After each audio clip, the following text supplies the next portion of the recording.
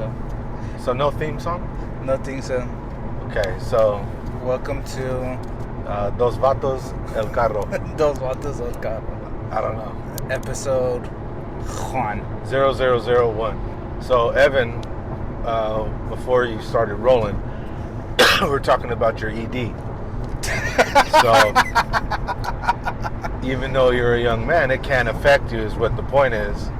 And you said you were doing research on Google. And what was the abnormality again? Were you having ED at your age? That my right pinky toe would fall asleep While the blood was trying to go elsewhere. to my other thumb. That's the problem. Yeah. Okay, well, that's the thing. So you got to carry the conversation while I'm texting and Yeah, driving. man. It's crazy because, crazy things happens when you're living life at 100 miles an hour. That's right. That's from Ferris Bueller's Day Off, right? Yes, Ferris Bueller's Day Off. See, Mr. Texter. I do it. It's a real thing. Mr. They say it's illegal in California. I say it's not. If you're going under 80, it should be illegal. But if you're going 80 and a half, No. it's okay. All right. So what's a hot topic today that you think is on anybody's mind? If anybody ever sees this, Yeah, money, money. Okay. interest rates. We're a financial show? Okay. Sure. No, Sure. I'll everything. go off that. Everything show. I could. Oh, everything. So Everything. interest rates. Interest rates are still high, but they're lower than they were a year ago. Definitely. I saw today on. TikTok, because that's where everybody gets their news. Yeah, it's the only place to get your news. I don't. Yeah, because you're old. Well, I am free of the cuffs of social media. Yeah, whatever, dude. It's true. Yeah, YouTube Shorts is not a social media. That's not. It's not the same thing. You're not communicating with people that you semi-know, relatively know,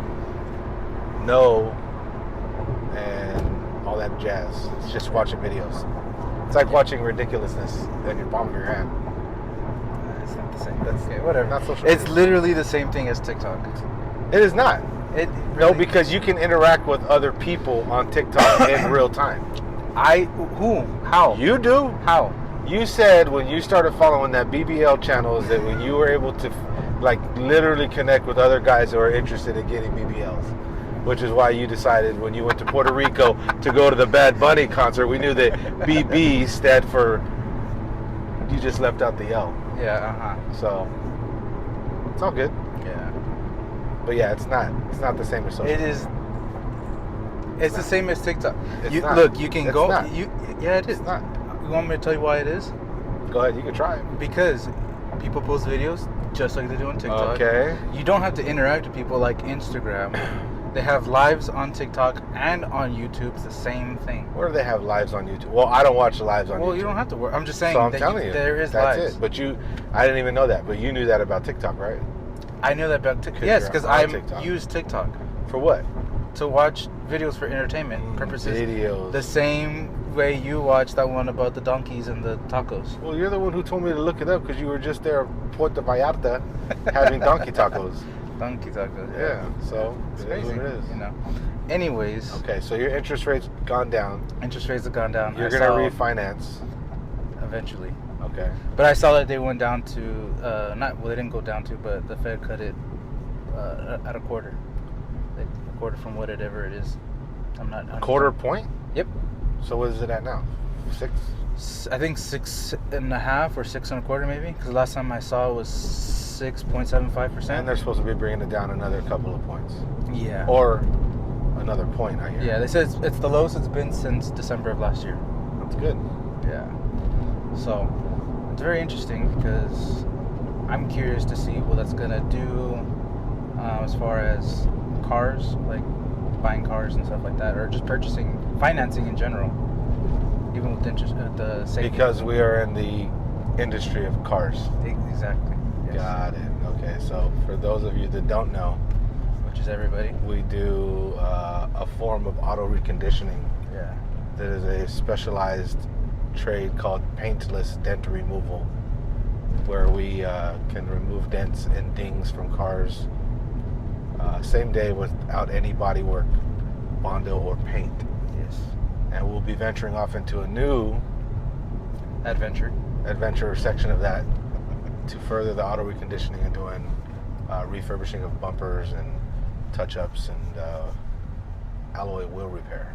Yes, exactly. So for us, when we hear that people are going to be buying cars more, that means more of a bump in business for us, because the used car industry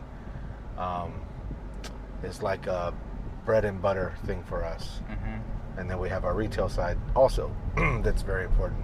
Yes.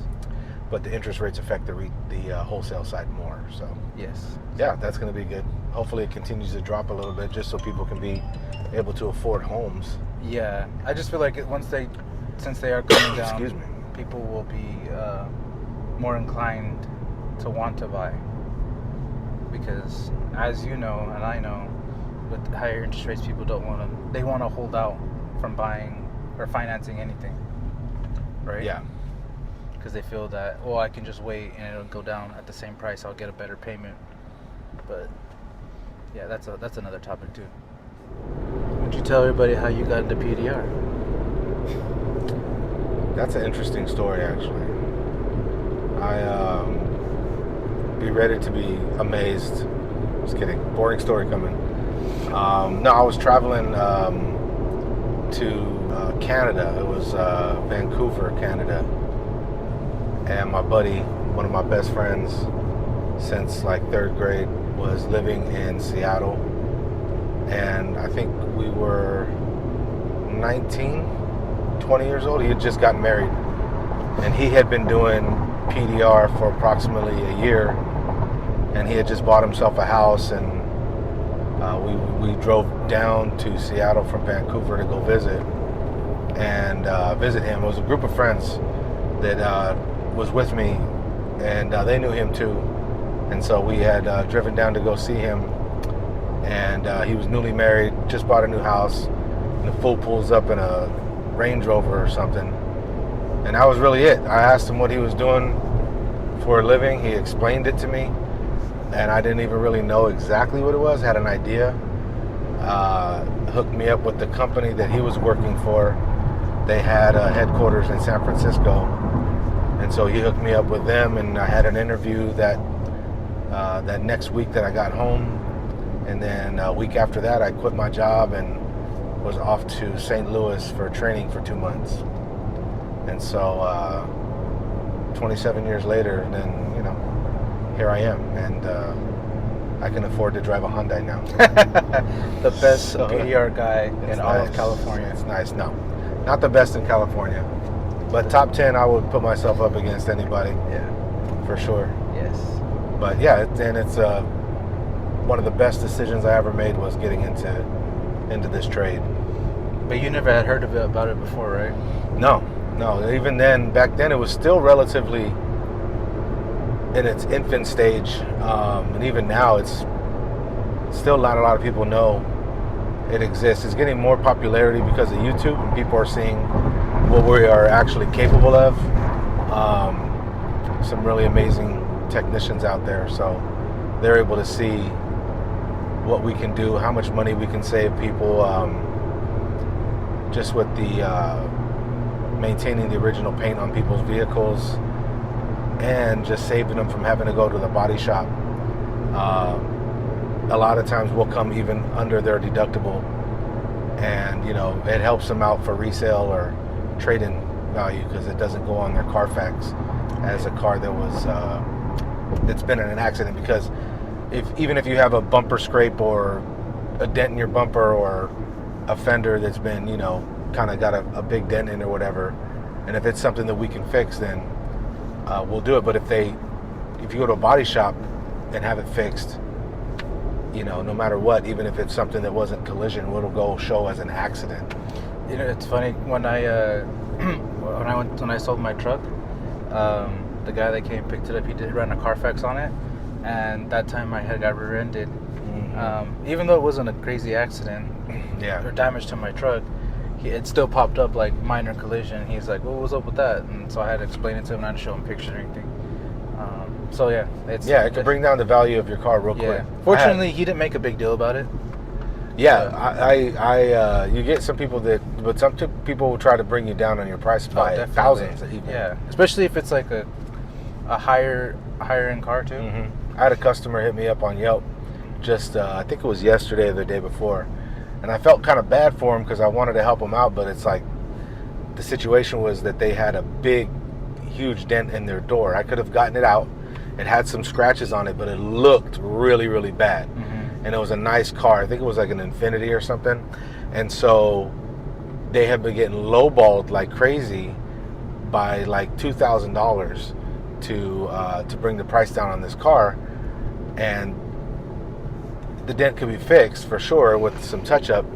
It should be fine. And then they'll probably still lose a little bit of money, but it'll probably only be like maybe a few $100 to $500 instead of a few thousand. Yeah. And what's sad about it though was that I think it was a lady that was trying to sell the car said she wouldn't be able to pay me until after she sold the car. Yeah.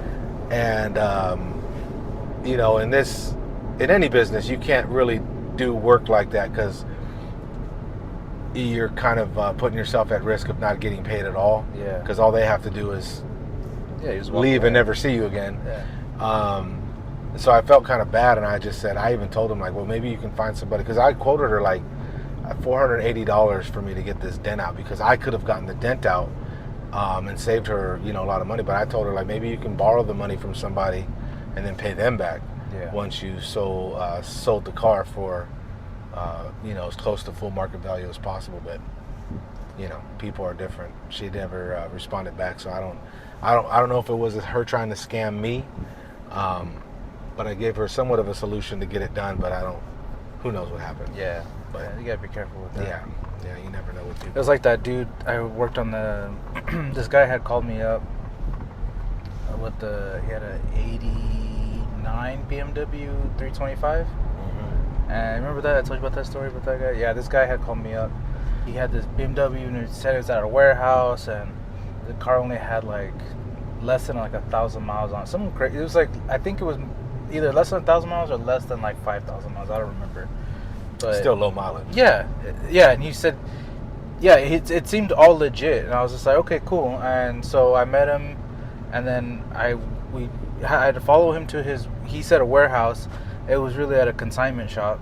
And then one in Pleasanton, right? Yeah, and then he had the dent on the fender, and then I told him, I was like, oh yeah, and I quoted him. I forget what I quoted him. It was maybe 300 or something like that.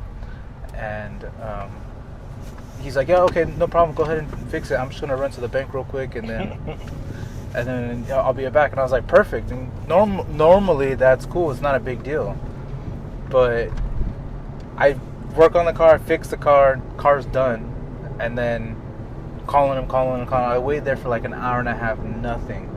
Dude never hit me back up, and I never heard from him again. And I was upset. He ghosted me. He took off. And I remember calling Andrew, and then Andrew was like, put your foot in the fender.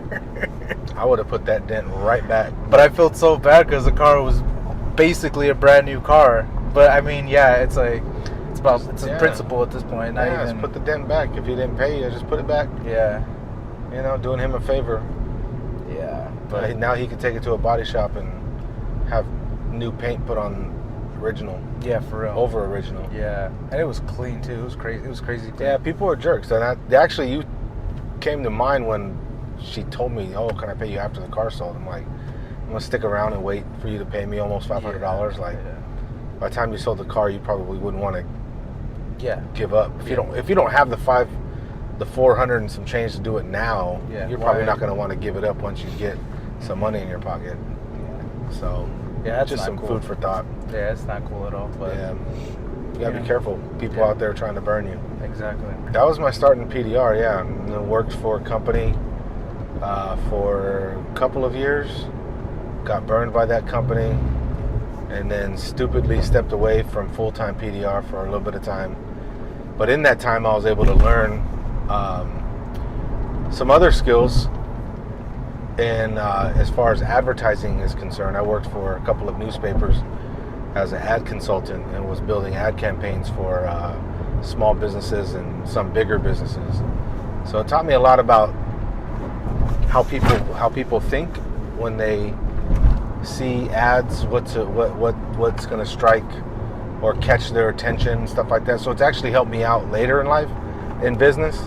And I say stupidly stepping away from PDRs just because I was young and I was in my feelings and just stepped away because I was irritated with other people, and I should have just stuck with it and started my business then. But you know, you're young and dumb sometimes, and fortunately I was able to find my footing back into it, which was which I actually was able to do through the advertising that I was selling for it was the San Jose Mercury News at the time. Yeah. It was a big newspaper, and this is when this is how old I am. When ads really mattered in the paper.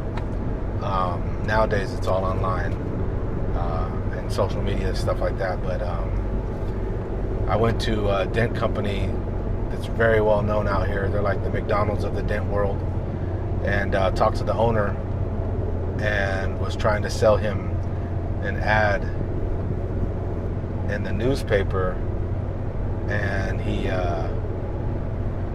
kind of, and I told him my background, where I came from, and the type of training I had, and he was just like, why did you ever leave paintless dent removal? And I just told him my quick little story, and he said, well, if you're ever interested in getting back into it, let me know. And then eventually I found my way back over to him because I was in a situation where I needed to get back into it, and so I found my way back that way. It was cool. The prodigal son. The prodigal son return. The prodigal son to the PDR world. Yeah. So, but it was it was a good decision. I'm glad that I didn't stay in the, I guess it would be the executive type world. I wasn't cut for it. Can't be tied down to a desk and all that kind of stuff. Even though it was fun doing ads and learning other things, but I like working with my hands too much. Yeah. You know what's crazy is, if you never got it back into PDR, and I would have met you, I would have never got it into PDR. Yeah, you'd still be dancing at the Purple Hippo. Exactly. Yeah, I would then. Number one client right there. Yeah, I mean, I tipped well, but I mean, I don't think it would have gotten you through night school. It would have got me through midday school. Yeah, you'd have been UPS finest. Now, a lot of things I think about that. I probably would have never been able to buy a home. I don't know. Mm-hmm. My wife probably still have to be working full time because we have 3 kids, young. A lot of different things. Yeah. Even my brother, I don't know, because he started working with me 11 years ago. And he was just because he lost his job. Because he lost his job. Out of necessity, he needed to do something. So I trained him, if you want to call it that. I'm the worst trainer ever, but trained him, and now he's doing real well for himself. Yeah. So, yeah, it's worked out. Yeah. It's a fun trade. Yeah, I love it. It's fun, especially like days like today, right? When we worked on that car, it just comes out easy. Yeah, some days are like it just didn't want it. Everything's just flowing easy. The metal's not fighting you and all that stuff. And yeah. So do you like Cardi B? She was in the news today. Yeah, she was in the news today. She got does she have 2 baby daddies, or she have one? Just one? No. Now she's gonna have 2. She's gonna have 2. She's gonna have 2. She was what, Offset, right? I don't know. One of the Migos. One of the Migos. And then one of the ones that are alive still. Now she's with, I don't know. He's a football player, right? But I heard the dude is like a player. Like he has women, and they know about each other. And type. He's that type dude. Okay, he's just all over the place. Yeah, but I mean, I think he's got multiple baby mamas. I think if it's the right dude, I'm thinking about. It's just, and then I saw her on something like just the other day. I was flipping through the channels and she was on some show. She looks completely different. Her face is like, she doesn't even look her ethnicity anymore. She's probably on Ozempic and... Nah, it wasn't that. Like, I think she got some, that's a nice truck. I think she got some facial work done. But she doesn't even look like Latina anymore. No.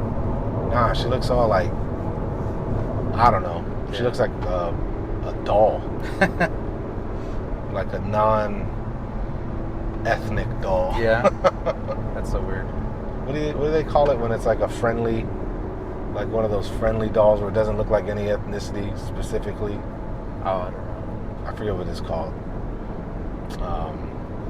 Racially friendly? I don't know. Something like that. But she didn't look like herself, at least when she first came out. Yeah. That's crazy though. That's that industry. Yeah. The industry's wild. Yeah. Yeah, there was a few people we saw. We were watching.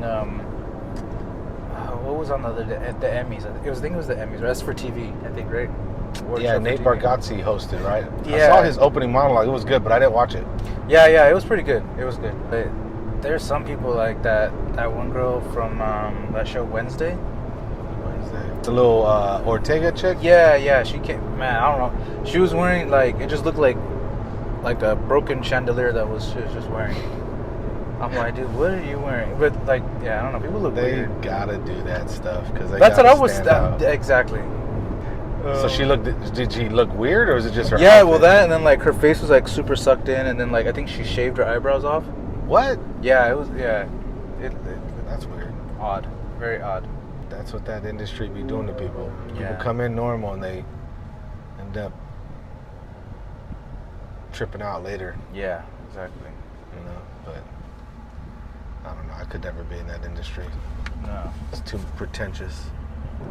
So you had a baby recently, right? How recent is recent? Like a year ago? Yes. And then did you find out whose it is? You're so stupid. I mean, it's yours for sure? Yes, Oh, 1,000%. that's good. It's my child. That's good. That's Yeah. good. Is it OD's baby? Yeah. It is? Yeah, she birthed it and everything. Well, you never know nowadays. Yeah. That's good. And it's crazy. How you liking fatherhood? I love it. It's a trip. It really is a trip, man. Looking at this little human that has very similar mannerisms as you or like Odalis. Yeah. And yeah, it's crazy. It's crazy. Yeah, they grow fast, man. Yeah. And it's always something. It's like you're never not parenting. Mm-hmm. And mind you, mine aren't that old, but mine are 21, 19, and 17. So you would think at least like the first two, you're like, okay, they got it. I don't have to do as much and blah, blah, blah. But it's always something. Yeah. You know, it's always something you got to correct, or, you know, you have to help them through something. And I don't mind it. That's part of being a parent. I guess because obviously, you know, this is still new for me, even this stage of parenting. Yeah. I might have expected like, okay, they got it now. But I don't think so. Yeah. I mean, I still need my parents to a certain degree too. Yeah. Well, just Every now and imagine. again. Just wait until they start having kids. No, I don't even want to think about that. That's scary. That's not even. Yeah, so enjoy it though, man. It's fun. It goes fast. Yeah. Yeah, it does go by. It's going by super fast. Yeah. This guy I know, the guy that tints my windows, or he tinted my windows, Yeah. he just had a baby too. And it's crazy. Like, he's already picking up his head. Like, he's only like a month old. And he's picking up Who his does head. your windows? His name is Jeff with the Tint Lab. His name is Jeff. Okay. Yeah. Super cool. Where's he at? San Jose, downtown. Oh, I see. Okay. Yeah. Really good. Really good. That's cool. Yeah, you should tell Savannah to get these windows tinted. I did tell her, but I think she's over this car. I think I'm just gonna keep it. Okay, well then now you get it tinted. No, I'm gonna give it to Jada. She can do whatever she wants with it. Oh, yeah. And I think Savannah is gonna. You know what's funny? She is in between wanting to get this is such a broad spectrum, a Tacoma or a Genesis, but like not the Genesis SUV, but like The car. big dog Genesis. The big body one. Yeah, like that's such a. They're totally different. Yeah. There's like nothing that you could say. Oh well, this one is like this and this one's like that. It's comparable, right? like, so different. Yeah. But she likes the hybrid Toyota, but they're just high priced right now. So she's like, if they come down, I'm like, well, we'll see Interesting. what happens. Interest rates. You and your interest rates. Yeah, man. You're watching them closely, huh? Well, I just saw on the news that they were talking about that, and that's why. And then I remember today that they were gonna go down, but yeah. So Jeff, yeah, he just had a baby about a month ago, and then What did he have, a boy or a girl? Did they Boy. decide what it is yet? yeah, they didn't decide yet. They're leaving it up to the child. Yeah. No, he had a They don't boy. decide. By the time you're 5 months, we need to know. Yeah. He had a boy, and he was posting a video the other day, and I told him, I texted him, I was just like, don't stop taking videos, like, because you don't think you're gonna need a video, but you need to take videos all the time, or pictures, That's because good advice. it goes by quick. And it's like, I have a lot of videos and pictures of Noah, but I feel like I could take more. There should have been more. And even, me and Odell was having that conversation the other day, like, I wish we had more pictures, even though we already have a lot. You know what's funny is that nowadays too, it's so easy to hit record or take a picture because everybody has the capability on their phone for the most part. Yeah. And it's like, man, but back in the day it was a little bit more, for us at least, we were on the cusp of cell phones being able to do that kind of real nice. When the kids were it was more effort, right, for you it was guys. more effort. Yeah, you'd have to have like a really nice camera that recorded, or Yeah. then you'd have to have like this little card and put it in. It just made it more like a bigger task to get them downloaded on the computer. Yeah. Fortunately, my wife was like very diligent about that, so we have a ton of videos and pictures, but even then it still doesn't seem like you said, it doesn't seem like enough. Yeah. Because it does go by fast, and it is like looking back, like Jada's gonna, my last one, she's gonna be graduating. She's the last one to be graduating next year, so we're already planning the party for her in May of next year. You guys are crazy. And it's like, well, dude, you gotta like, you kind of have to. I get it. we want to make sure that we do it right. just as big as we did for the other two for her. But I trip out on the fact that, like, man, she's the baby, you know what I mean? And now she's gonna be 18 here in February. It's like, it's crazy, man. Time just really doesn't stop. And if you don't stop and take a pause and take a beat, it'll just go by too fast. That's why it's like, work is great, but it should not be the number one thing in your life. No. Where, what's that saying where it's like, you don't want to live to work. You just want to work to live. Yeah. Because it will take up your time. Even with this new venture that's coming up, I don't want it to be a 5-day-a-week thing if we can help it. Yeah. Maybe in the beginning, because it's the initial stages and getting, everything set up. But eventually, like, we have to be able to take those breaks and, vacations, and not like you vacation. Oh, okay, whatever. You vacation like 3 months out of the year. Says the guy going on vacation tomorrow. Vacation for a day. It's still a vacation. Still got all my work done. Still, Everything's done. But that's the beauty of what we do. That's the beauty of how we have it set up right now, is that you don't have to. You're not killing yourself to. That's true. To take time off. And you're welcome, because that is something that I worked hard to.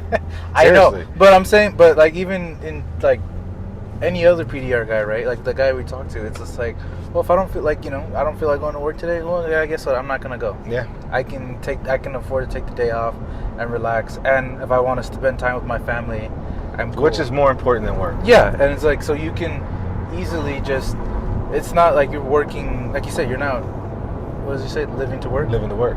Yeah, you can spend time with your family very easily. Yeah. And not to say that, I mean, hey, everybody's situation is different. If you got to work, man, you got to work. You got to handle your business and do it. And I'm all for that. But I always tell people, like, man, if there's a way that you can find something that you enjoy doing, or even if it's something like, I have certain friends that they work these certain jobs, and it's like they really like their job. And I always ask them, well, is there a way for you to take the thing that you do and make it yours and start your own thing? Certain things may be a little bit more difficult than others to do, but there's some people that I know that, like my cousin, for instance, he's taken the thing that he loves to do and he's going back to his roots, and he's going to start his own business again. Yeah. Get his own company up and running. And he showed me his website and everything that he built through AI, which was pretty dope. Like, oh, really? Like that, dude, is really cool. I got to learn how to do that. Okay. That he built a website in no joke, like 10 minutes, and it looks phenomenal. And it's like, man, that sometimes those little tiny things are the stepping stones for you to go into building something that is yours. Because when you build something that's yours, then it doesn't become an issue where you do want to take a day off, or you need a off for meetings or service or something like that. You build it up enough where those things are automatic. Yep. You know, and so that's why I always encourage, if there's a way for somebody, for you to figure out a way to make it yours, or if there's something that you enjoy doing and you can find a way to turn that into, you know, a way to make a living, man, by all means try it, especially if you're young, you know, because I started doing what I'm doing now, you know, when I was 20, 21, and had my own business by the time I was, what, 27, and have had my own business for 20 something years now. Yeah. You know, and mind you, I'm not some rich dude or anything like that, but I've been able to take care of my family and provide. That's all I care about, you know, and we have a decent life. But sometimes it's about taking those leaps. I didn't know nothing about starting a business, nothing. Yeah.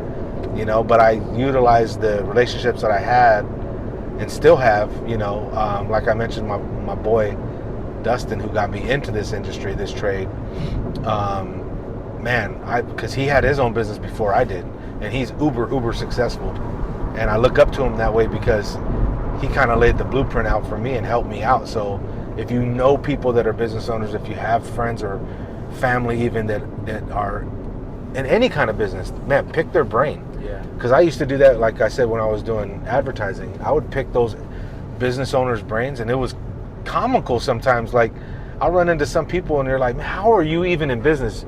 Because you really not very smart, to be honest, if I'm being real. Like, some people that have these businesses and they just work are dumb. Yeah. And it's like, how are you even in business, and you've been in business for so long, you know? And then it's just interesting, you know, but it's not that just anybody can do it. But if you have enough ambition and you have pride and joy in whatever it is that you do, man, you can make it yours. I guarantee you there's, with enough like, oh, I missed our exit. Uh-oh. That's all right.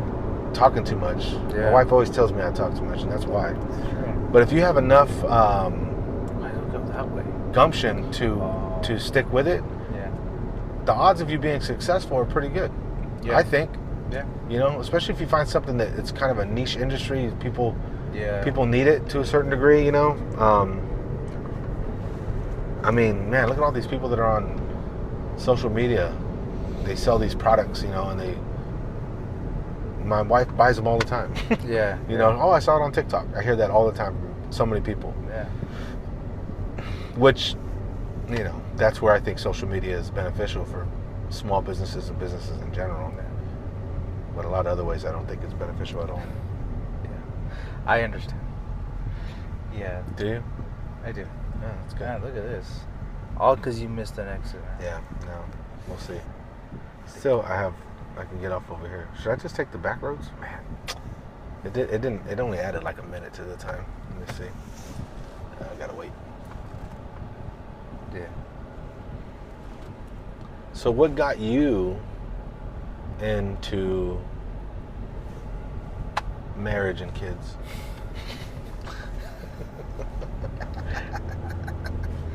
Are you serious? No. I'll ask you the same question for people that possibly watch. I don't know if this is going out ever, but what got you into, what interested you in doing paintless dent removal for a living? Well, it was you. Because you're the best ever. Yeah, tell them about it. Yeah. No, I really, honestly, I think it was just that conversation we had when we were getting our haircuts.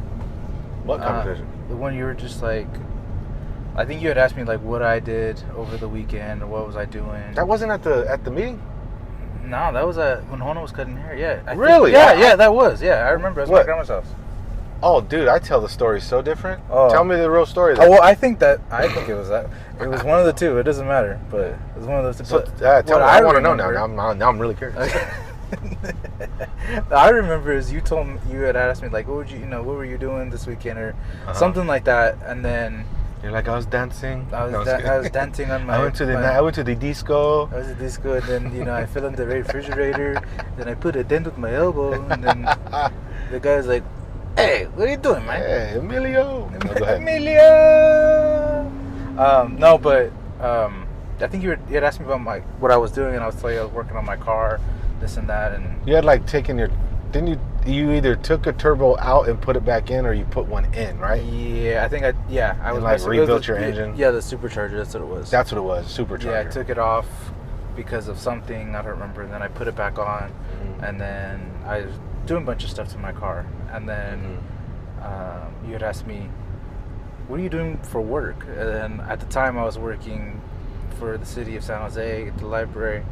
I was delivering books, and you're just like, "What the heck?" Like, what are you? Why are you delivering books? And honestly, at the time, I was just. Because how old were you then? 32, right? Just kidding. Yeah, I was 55. No, I was 20. At that time, I was 22 for sure, 22. And yeah, I was just like, my plan with the city was that was it. I was just gonna put my 30 years in the city, retire. And really, that was your plan. Yeah, I was just gonna work my way up and from the books to what? Well, library? I mean, I can. No. Delivering books to working. Yeah, delivering the books. One day I'm gonna work in the library. Yeah. They're not gonna. I'm gonna be a book. Let everybody read me. Be a book. Yeah. Pick me up off the shelf. I'm an open book. I will change your life. The book of Evan. The spoken word book. Spoken words. One word. Hello. Tehe. Tehe. No, but yeah, my plan with that was I was just gonna work at the obviously I started at the library. I was just gonna work my way in the city and I don't know, whatever I could make decent money in and just put my 30. Because I thought. So you're saying you didn't have a plan? I didn't. You're like, if I stay in this building. My plan was they can't get rid of me. I'll be like a little rat. Rules are there are no rules. Yeah. Okay. Honestly, that was the plan, just to work there until hey man, collect track, because it's a government job. It's cool. Yeah. Make some decent money, and then but yeah, it wasn't cutting it. And you were just like, hey, you ever thought about dent repair? And I had thought, like everybody that talks to you about dents and me. Now you get to deal with it. Yeah, well, yeah, it's just like, oh, you use a suction cup, you just pop it out, you just suck it out, No, it's not how dents work. But yeah, I think you had told me, is that something you'd be interested in? And I was just like, oh, I'll check it out. And you're like, watch the videos, watch some videos on YouTube. And that's what I did. And I was like, yeah, this is cool. Let's try it. And then I went with you one day to. I think you had a retail in Walnut Creek, something like that. Oh, that's right. I remember that. I took you to lunch. Yeah. You had a ham and cheese sandwich. Yeah. I sat there. I was grooming you, as they say, right? Took you to lunch. Yeah. Showed you like, hey, ham sandwiches can be yours too. Yeah. Like the ham sandwich. You work hard enough. One day you too can go to Subway. Yeah. You can work your way up to Subway. Yeah. You like homemade sandwiches? Those are nice. What about Subway? Subway's. Yeah. You want to be like Jared? Jared that's right. Okay, I do remember that. It was in Walnut Creek. I don't remember what the job was. I think it was a quarter panel. Yeah, I remember watching you do it, and I'm like, I couldn't see nothing. I couldn't see the board. I couldn't see. Yeah, of course. Nothing. I just watching you and talking, and then that was it. And then you're like, okay, let's see. That's when you had me meet up with Anthony. Yeah, I handed you off to Anthony for what, 6 months or something? Yeah, something like that, something crazy like that. But then that was cool because then that worked, and that was. Anthony's my brother, by the way. Who's hilarious. Yeah. and very what would you Comical. say? He's very comical. He's a yeah. character. And he's very regimented in what he does, though. So yeah, but he's a better trainer than me. Yeah. I think by far. I'm good for the later advanced stuff. Yeah. But he's good for the beginner, like getting you up and running. And I think honestly that was the best thing for you, because at the time I was ripping and running like crazy.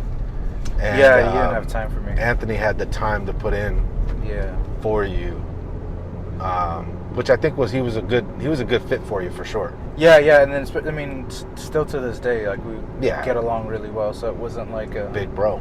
Yeah, it wasn't like it was. It wasn't a burden. I don't. Think I would have been mean to you, by the way. Yeah, well, it's because you were mean to me. I was not mean to you guys. That one time, man. That was the one time out of what, 9 years? Yeah. One time I One yelled at time, you guys. yeah. But it was all of you. It wasn't just you. It's okay. I took it personal. It's like Michael Jordan. Yeah, you started the crying meme. Yeah. No, well, but you guys were acting up, so definitely not. Definitely not. whatever. So I had started. Yeah, I had started with Anthony, and then when I got to a certain point, that's when you guys were like, okay, let's send me to school. So then sent me and Jonathan to Dent school for a year. I mean, a month. A year? Yeah, Or that's been a long time. Yeah. Yeah. Oh, gotta go.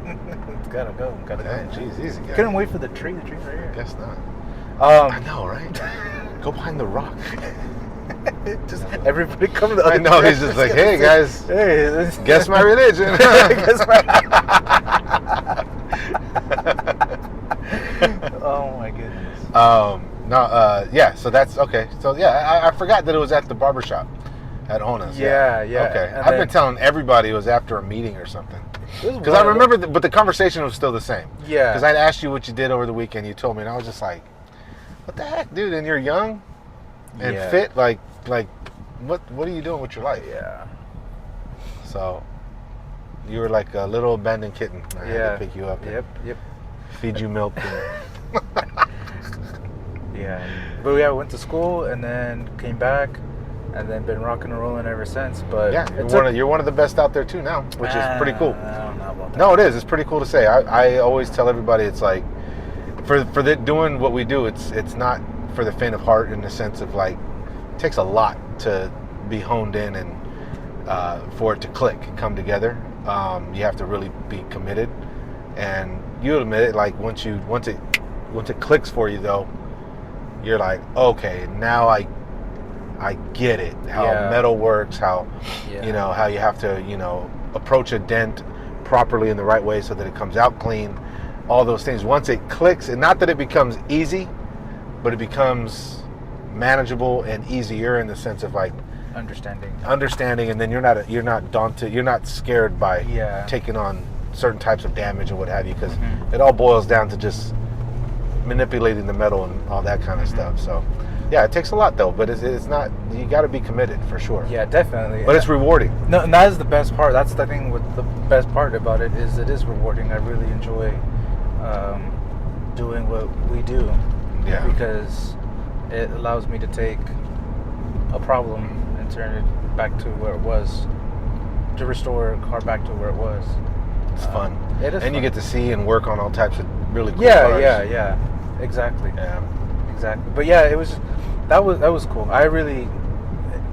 School was interesting because I feel like it's a good start, but unless you don't have something set up after, it's really hard to really excel in PDR. Oh, for sure. You have to have the support. You 100%. Because even it's not like if I went to school for a month in, I don't know, window chip repair, I'd be an expert by the time I was done by that. Yeah. Because it doesn't take the same skill level to repair window chip repair, or I don't know, anything else, or even polishing cars. Yeah. Not to say I'd be an expert, but I'd be probably pretty decent doing it after a month if I went to school. But it's like PDR, it's like you have to continually do it all the time. Yeah. And to really get it down, not even master, because even then you can. Well, no, I've been doing it for 20 plus years, and I still learn stuff and technology changes the game. Glue changes the game. All those things change it. So you're never gonna absolutely perfect it, because they also change the types of metal, right? The high strength, you got aluminum, regular, you have old. Yep. 80s metal is different from 90s, and all, as you get older, the gauge of the metal is different. You just got to learn how to rework it. But at least the job is not monotonous. It's going to be different for you every single time you get on something. Yeah. Which makes it, for me anyway, I have fun doing it, because it's never the same. Exactly. So it's always different, and you're, like you said, you get to solve a different problem and get it all cleaned up. Yeah, exactly. Differently every day. Yeah. It's rewarding that way. Yeah, definitely rewarding. But yeah, then it took me I think I really started my business in 2020. Mm-hmm. And then I've been rocking and rolling ever since. Mm-hmm. And it's been fun. It's been really fun. I really do enjoy it. No, that's good. Yeah, I mean, that's what I was getting at earlier. If you can find something that you enjoy doing, they always say, like, you never work a day in your life if you love what you do. Yeah. And I tell everybody, for the longest time, which is the absolute truth, I never have had a case of the Mondays where I didn't want to go to work. No, really, I know. But it's like I never am dreading. No. Unless I'm like hungover or something. Yeah. But for the most part, no, I'm not like dreading going to work because of what the day's gonna bring, but because the day's never the same. Yeah. But I understand. I've been there though. I've been in having to go check in the office, and every day is kind of monotonous, and you're just sitting there like, man. And then you're thinking too, you're getting paid X amount, but you're looking at maybe what the profits are for the company, and you're like, man, how's this translating? Yeah, I'm only making this much, they're making this much. Yeah. It's like, man. So that's why I say, if you can find a way to make it yours, do that. So that you won't really work a day in your life, man. Mm-hmm. You just kind of enjoy what you do, and if you're able to make a decent living at it. I have a friend, she makes candles. She turned that into a full board business, and now her husband actually works for her and making these candles, and they're doing really well. They both actually really enjoy what they do. So it's pretty cool. But I mean, it's like finding that thing. Who would have thought, like, oh, you're making candles? I wouldn't have thought that. Yeah. But to like get a mixologist and get the scents together, and it's pretty cool, the process that I've seen. It's been pretty cool. But, yeah. I definitely. I don't know what I would be doing though, honestly. What would you said, I don't know. What would you be doing if you weren't doing PDR? Man, I couldn't call it. I think it would be something with my hands.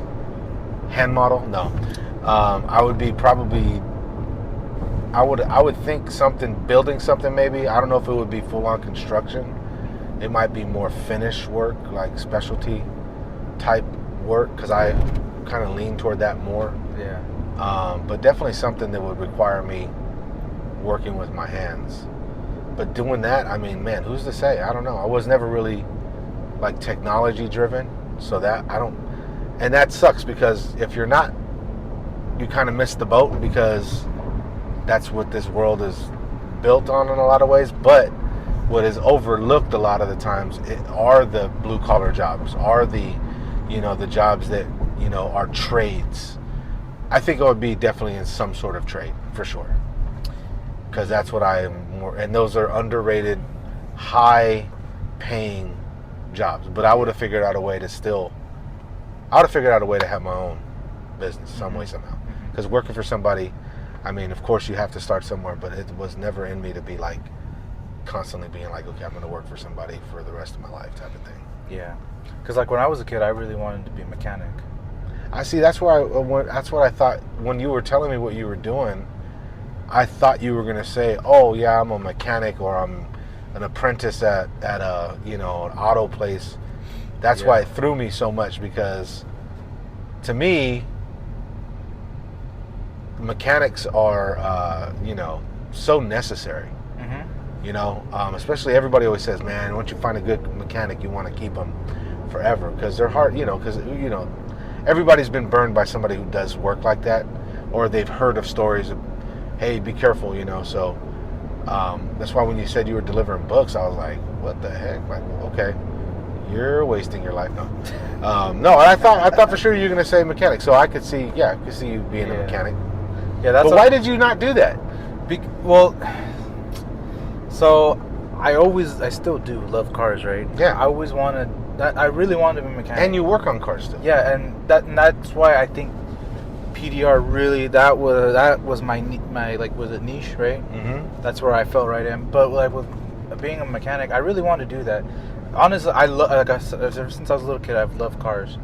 And I always loved tinkering with stuff, like my bike or even like RC cars. I always loved tinkering and taking stuff apart. Even like I would take apart pen just to mess with it and then put it back together. I always like taking with my hands. I liked working with my hands. Mechanical stuff. That was my thing. That's your thing. Yeah, but I always wanted a mechanic. I went to school to do that. I went to community college, and then I was like, I don't know if I really want to do this anymore. I still love working on cars, still did at the time. But it was just like, I don't want to work on someone else's car all day long and then come home to work on my own car.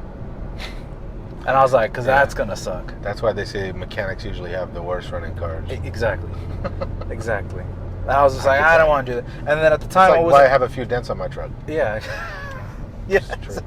But but there is like, I have friends that they are mechanics, but they're doing a different specialty. They're not just like your guy that's just removing and repairing parts or tearing down and putting in stuff. They're like doing diagnostics, stuff like that. So it's more technical, right? Which is cool. Yeah.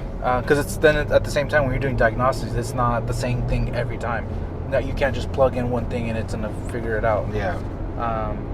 But yeah, that was the reason why I didn't. And then on top of it, I really didn't like school, even though I was learning about cars, and I did learn a lot about mechanic. They're working on cars, but the part that I hated doing was sitting in class and watching the teacher talk about something or whatever. I was just like, dude, just take me outside, show me how to do it, then maybe explain it on the whiteboard. Okay, this is why I did this and that. This is how I take the value for this and this. You're hands-on learner. Yeah, but it was that, and then I was just like, I started working, and then I was just like, hey man, I'm making some money. I don't want to forget school. I've never liked school. You were working doing what though? I was working at O'Reilly's. O'Reilly's. Yeah, so that was my mechanic journey, and then and then I was just like, I just would always mess with my own cars or friends' cars, and and then but I stopped going to school for that. I actually, I don't know if I ever told you, I did have a job for like maybe like a month or two. Doing what? I was at a mechanic shop. Doing what? I do like oil changes and brake jobs and stuff like that. It was an actual mechanic, not like oil changers. No, it was a legit. Yeah, it was a legit. Really? What happened there? So that was, I had graduated high school. Uh-huh. Because I went to CCOC, the vocational school. Yeah. And my teacher, I think it's the electrical teacher, he called me and he's like, hey, are you interested in working at this shop over the summer? And I was just like, yeah, that'd be kind of cool. And he's like, okay, well, I have to sign you up through this this agency, and they're looking to get I think they're looking to get 2 kids to work there. And so I remember, it was funny, I had just graduated high school. I'm getting ready for this interview, and the interview was in Los Gatos. And I'm at my parents' house. I go to get in my car, my radio's gone, my subwoofer's gone, the whole interior's trash, and I'm like going to an interview. And I'm like, I can't file, like, I didn't know what to do. I'm like, do I gotta file a police report now, or do I do it later? Like, what's going on? Yeah, my car got broken into. It sucked. But I ended up having, I just left. I went to go to the interview. And then, so I did the interview, everything went good. I go start working at this guy's shop in Los Gatos. It's actually, it was Los Gatos. And the guy was cool, but then he had money issues. and he had anger issues too, and he didn't know how to control his anger. It was a private shop. Yeah.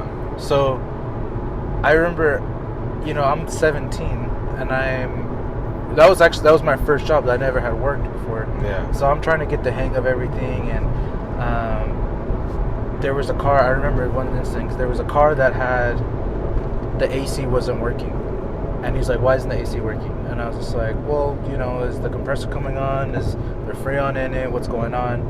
And he was just like, "Well, I don't know. You check." And I was just like, so I checked. I'm like, "Yeah, it has everything." So then why isn't it working? And I said, the blend door for, I forget how I figured it out, but I told him the blend door for the we go from hot to cold. Mm-hmm. It's stuck on called hot. a blender. Blend door. Blended door. Blended it. Blend door. Okay. Yeah. Blend door. Yeah, the blend door was stuck on hot. I feel like you're making that up. I promise you. I want to Google it. That's what it's called, the blend door. For a specific make and model? No, just for any, like yours, like this. We put it to hot. It moves. There's like a little door inside, right? And so on one side you have the evaporator, the other side you have the heater cord. Oh, right? okay. And so, but you have air blowing behind it. That's why you're feeling this air coming out of your AC. So the blend door will move it from hot to cold. I think you're lying. I promise you, that's what it's called. I've never heard anybody talk about a blend door. That's what it's called, a blend door. Look Okay. it up. It's called a can't, blend but door. I'll look it up later. Okay, anyways, Yeah. I told him that it was stuck on hot. And he's just like, well, how do you know? I'm like, well, why else is it blowing hot? If everything else is working. And then he got all mad. I remember he got mad at me. He's like, you're supposed to know this. Da da da da. You went to school for this. And I don't understand why you can't figure it out.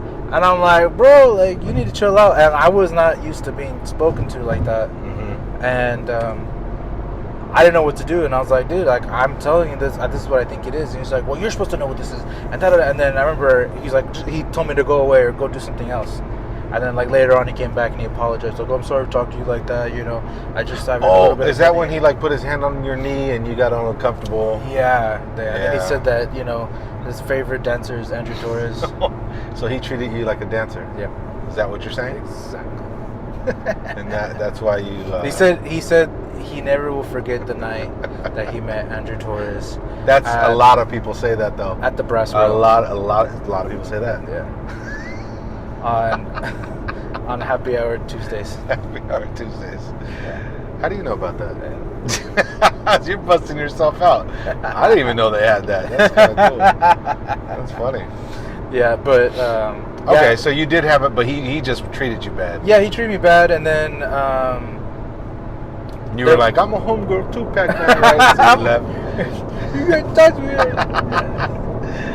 You didn't talk to me. Everybody was like, oh, you gonna cry in the car. Yeah. As you're leaving. No, but I was like, dude, like, what the heck? And so I worked. Yeah, I was there for about I think it was like a month and a half. It was during the summer for sure. And then he, I remember I showed up one day and he's like, hey man, there's no work for you. And I was just like, okay. Then I went home. Then I called I showed up the next day again. He's like, yeah, I don't got enough work for you.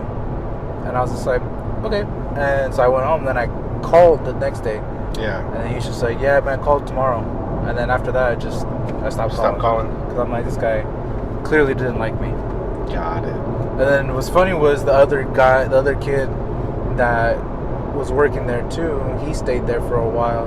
And then when I started going to school, he was in my class, in my automotive class in college. And then I was like, dude, what was up with him? He's like, I don't know, man, that guy is something else. But was he on drugs or anything? I think he was going through a divorce. Oh. And it was like messy. And he was like in debt with a lot of people too. Oh, okay. So it was like one of those things. And yeah, so that was my first job. Wow. Yeah, I remember I was making $8 an hour. Yeah. What year was that? 2011. Yeah. Was that minimum wage? Yeah, that's my wage. No, really? I think so. Yeah. I guess that's more right. Yeah. Because when I worked at O'Reilly's, it was at 9 something, then it went up to $10 an hour. Okay. Yeah. But yeah, I went to school and then I stopped because I was like, I went at O'Reilly's. I'm like, oh, I kind of want to work. I don't want to go to school and work.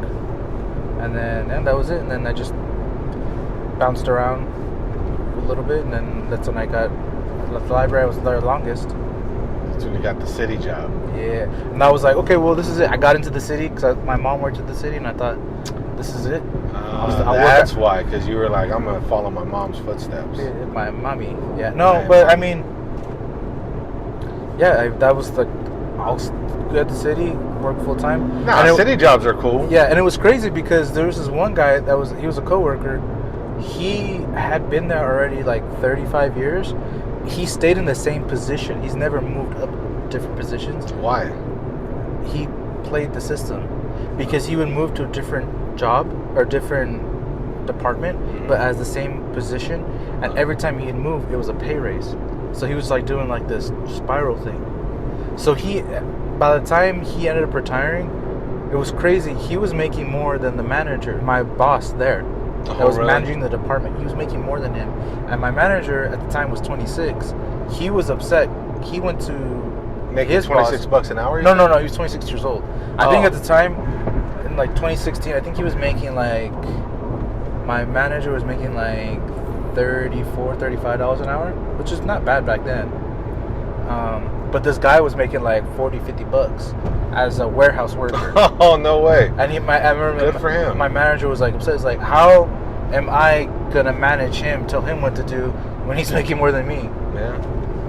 And honestly, the guy didn't really have respect for my manager. But yeah, he never moved up. He just would go to a different department and work his way. Yeah, work his way. Because with the city, you never get, at least at the time, you never got a pay. You decrease. You can either stay the same or you go up. Yeah. So, but my plan was to stay at the city, just retire. You're gonna do his plan. Yep. Okay. Yeah. Got it. Yeah, that was it, bro. All right. So kind of a plan. Kind of a plan. Yeah, a little bit. Yeah, but that's cool. Yeah, then it wasn't. Man, it was crazy because I was working at the warehouse. I was working at the glass company before that, and I was. Oh, that's right. You delivered glass. I was delivering glass.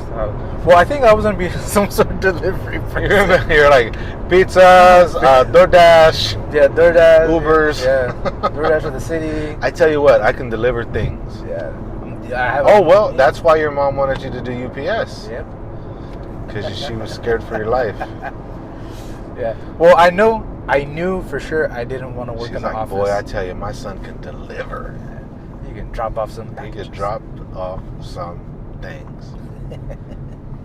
Yeah, I did not want to work inside an office. That was the for sure thing. I'm not working in an office. Yeah. Offices, I could not, and that's like my dad works in an office. Always worked in an office. I'm like, dude, how do you like stare at a computer screen all day? He's an accountant, isn't he? What is he? He does he's finances. Credit analyst. Something like that. Credit analyst. Okay. Yeah, but still, he's staring at a computer screen all day long. Yeah, that's tough. I couldn't do it. And so that's why I was like, I'm gonna try to get something where I'm outside because I like being outside. Yeah. And well, it worked out. Yeah, it worked out. That's pretty much what we do. Yeah, exactly. Outside all day long. Yeah, not all day. Enough time to be outside and get tan lines. Yeah. Dead man's feet. That's for sure. Yeah. But yeah, I don't know. I think that's what I would do. I would stay there if I was. If I didn't have PDR, I would probably be there. Yeah. Yeah. And then I'd still be, for sure, in San Jose. Well, you'd have no choice, right? Because Yeah. you'd be tied into the city. Yep. Hopefully, you'd be making enough to live on your own. You think you'd be married? Yeah, for sure. Yeah, for sure. For sure. To the same lady? Yep. For sure I would. Because you did say that she was super sprung on you. Right? You're like, oh yeah. Yeah. That happens. It's like a magnet. Have her tell it. Let's see. Yeah. Yeah. Okay. That's cool. Yeah, for sure be married still, but honestly, I think, man, I don't know. I think it'd still be in the same apartment. I'd be able to afford that apartment. if I was full time. That was the thing because I was part time, which sucked. That was like one of the biggest. Like, okay, I'm ready to give this up because when that position got offered, where I was at the library, it was only supposed to be one person that got hired, but 3 people ended up getting hired, and so it was part time, and 3 guys are part time. I was included in one of them. The reason why that position came up is because one of the guys there was going to retire like within like 6 months, so they wanted to get someone trained up and ready to go to replace him. And my former manager had hired on one of his buddies from a different job, and then once this guy retired, I remember interviewing, and it was crazy because from the time I interviewed initially from the first job to the time I interviewed for the full-time position was within like 2 months. Same exact question, same exact everything, right? I answered exactly the same to get the job.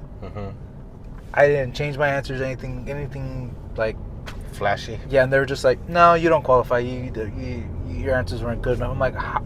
Your answers weren't good? Yeah, I'm like, how are my answers not good? Like, how did the interview not go well enough for me to be full-time, even though I got the job? Like, it didn't make sense to me. And then come to find out, that's what the guy that got the full-time happened to work with my manager before in a different job. And I was like, oh, I see. This guy kind of set him up.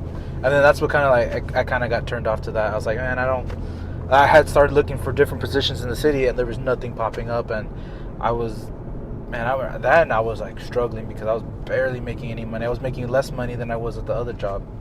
Delivering windows? Yeah, delivering windows. I was making less money there. Oh. And then I was just like, man, it was rough. And then that's when the whole PDR thing came on. I was like, hey, let's do it. Especially, it worked out really well because obviously I like cars, right? And I always wanted to do What's the coolest car you worked on? Like, hands down. Shoot. That you would say, like, man, okay, that's a dope car. Ooh, that's a good question. I worked on some cool cars. You're like a Nissan Sentra. Yeah. So dope. A Geo Metro. That's what Anthony used to drive. Oh, really? Yeah, it was just like It was just him in the seat? Literally, it was like he was a Flintstone. He just put both arms out and just go. He just put his foot through the floor to brake? It's serious. Oh my god. Dude, what was the coolest car? Or even one that you've run across that might have been in like a customer's garage or something. Do you know? Yeah, I think the coolest one, I worked on a 68 Camaro. Yeah, it was an older Japanese couple. Really? Yeah, it was, super cool. I remember he was really nice. He was in Hayward. He was a really nice guy. He had called me. And then he's like, I just got the car painted. That's how he said it? How did he say it? He's like, hey, I just got the car painted. Oh, okay. Yeah, just like that. Exactly like that. Okay. No, but yeah, he had got the car painted and it had a dent in the quarter panel. And even then, I was like, I don't know if I can get it. Because, on the classics or old schools, there's no bracing. It's completely open.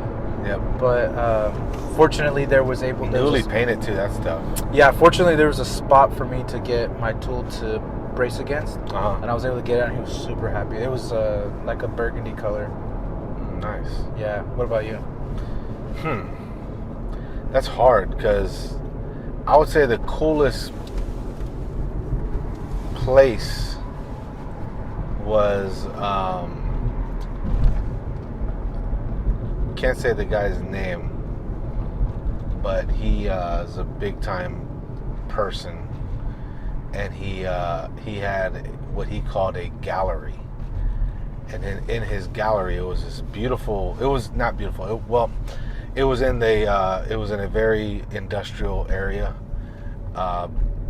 like the buildings and stuff, like very unassuming. Looked like just a regular warehouse along with all the other industrial looking buildings. But when you go inside is when it was beautiful. He had it completely decked out, beautiful on the inside, and it was like this enormous showroom.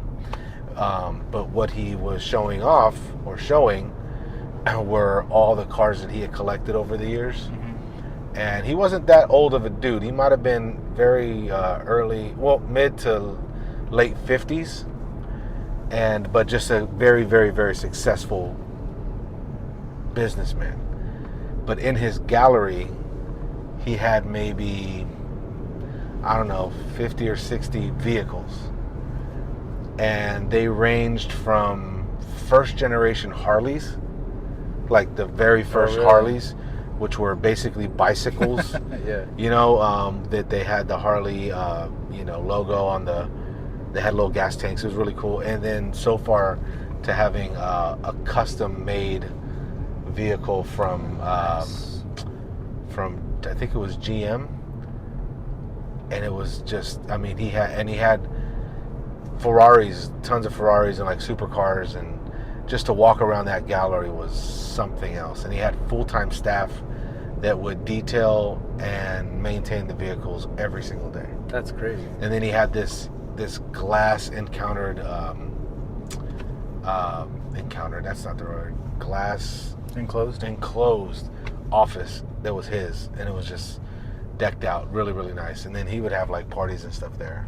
But you know, if you didn't work there, you could not touch the vehicles because you had to know how to handle it. I'd say that's the probably most like expensive, all in one place amount of vehicles I'd ever seen. It was like millions of dollars worth of cars. Really? Yeah. That's One cool. car that he had in there alone was worth $2-3 million. Dang, that's crazy. Yeah, it was pretty. So dope. it's kind of like Jay Leno's garage, right? Probably, but not as. I think Jay Leno has a bigger garage. Yeah. More cars, but it was on par, man. He had some really, really cool cars. Yeah. Really cool stuff. He had cars that I had never even heard of before from different parts of the world, and they were cool. I actually have a video, but I was told I can't put it on social media or anything like that. I could show you later, but some really, really, really cool cars. But yeah, that would probably be the coolest. And then I got asked to work on a Bugatti Veyron, but I said no.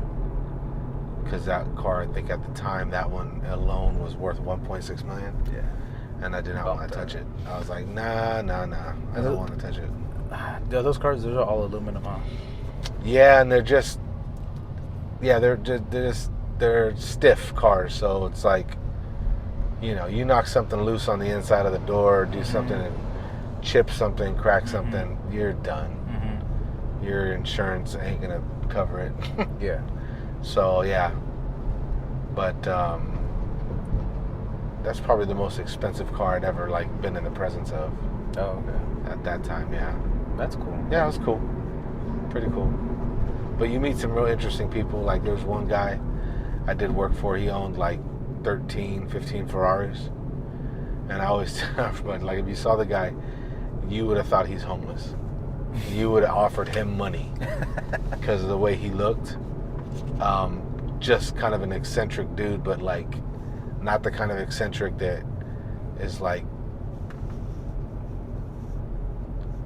showy display or like dressed up nice or anything. He just looked like a bum. Yeah. But his favorite thing were Ferraris, and he just he loved them so much, so he had a ton of them. But they were always being worked on all the time. So he drove them a little bit, and then he'd have to take them to the shop. But he had enough to drive one every day. Different one. Yeah. What was the last car that? Not the last car I worked on, but the last expensive car that I was the presence of was a Ferrari. Oh yeah, do you know what kind? I don't want to say it's a 458, but it might have been. You did say that though. Okay. Whatever. You literally said what you didn't want to Okay, say. I don't know if it was that. All right. Okay. Yeah, but the guy, it was his son's car. It was so weird because it's funny because I showed up to the guy's house and he wanted me to work on his Cadillac Lyric. Yeah. And I work on it, and then he pulls up in the garage and no, that wasn't the issue. I get there, he opens the garage, pulls out this car, looking at it, cool. I quote him. He's just like, "You can't do it for cheaper." I'm like, "Bro, you got a Ferrari sitting right there in the garage." That's how they stay rich, man. I'm like, "Dude, I'm not." And the thing was, it's like I wasn't quoting him like an absorbent amount of money. Just be like it was Yeah, some people market think value. But yeah, he had it for. And then I was just like, oh, they're Ferrari. He's like, no, it's actually my son's car. I'm like, that's crazy. That's cool. Yeah. Did you follow any of that Charlie Kirk stuff? Do you know who that was? Yeah. Yeah, I know he was my age, which is crazy. I didn't think about that. That is crazy. And Yeah. 2 kids. 2 kids. Yeah, he was my age. Yeah, that was it was insane. Because I know what he would do. He would just go. He would debate people. Yeah. And a lot of people didn't agree with him, and a lot of people did agree with him. But That's kind of with everybody. yeah, but he liked to debate everybody. But that was crazy, man. Like watching that video, that was an insane. Yeah, you saw the uncensored, though, right? You never saw it? Yeah, I don't I watch have it. no desire. Yeah, I don't. They say, did he get shot in the neck? It was in the neck, and then Do you think he died right away? I think so, just because the way his body reacted from getting hit. He just slumped. Well, it wasn't even that. Like, well, yeah, it was a slump, but his hand, like, he had the microphone in his hand, and then he was sitting, and then when he got hit, his arms just curled up like this. Oh. And they said that that's a involuntary movement associated with brain, like was it not brain trauma or a spinal trauma, something like that? Really? I didn't know that. They said with the way the bullet hit his neck, it must have hit his spine. Oh, So that they said it was an involuntary movement. That's jacked. But from another video that I saw, that one of the doctors said that, like, to him it would have been like he just was speaking and then just a blackout. Like he didn't, like, he passed away within like 4 milliseconds. Like his brain didn't even have time to process what happened. He just went from speaking to blackout. I guess that's the only good thing, I guess, is that he didn't suffer. That's just sad. I just feel bad for his family and stuff. It's just really, really sad. Yeah. I mean, regardless of his views or whatever, people. Well, people are divisive, man. Yeah. Just because they don't agree with you, that's their only way of No one fighting back, because they don't have well, in my opinion, anybody on either whatever, if you don't have the brain power to be able to, put your words to use to debate, Yeah. you resort to violence, and it's disgusting, because it's like, man, dude, that guy, from what I heard,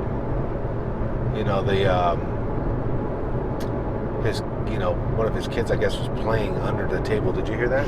No, I didn't know that. While he, Oh, right there, my goodness. and his other child and wife were There, they saw right it. there, and it's just like the trauma on all ends is just absolutely, just because the dude held a different opinion than whomever else. And the crazy part is, it wasn't, what he was doing wasn't illegal or anything like that. He was exercising his right, his freedom of speech.